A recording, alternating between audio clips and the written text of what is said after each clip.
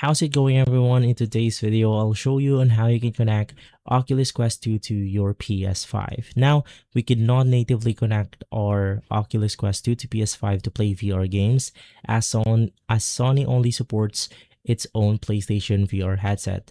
However, we could connect them to stream flat screen PS5 games onto a massive virtual theater screen inside your headset. So, I recommend using these cheapest way possible.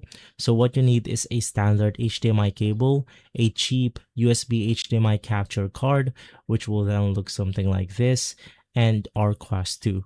So the first thing that you want to do is to plug the HDMI cable onto the back of your PS5. And then right after, you want to plug the other end of the HDMI cable onto the capture card that we have right here. So just plug it here, USB-C, and then plug the USB-C of the capture card directly into the charging port of your Quest 2. So now that it's all connected, we have to turn on our headset, and we just need to get the HDMI link application right here. Your PS5 dashboard will instantly appear on a massive resizable virtual display. And so basically from there, you should be good to go. If this video has been helpful, leave a like, subscribe, and follow us for more videos like this. Thanks for watching.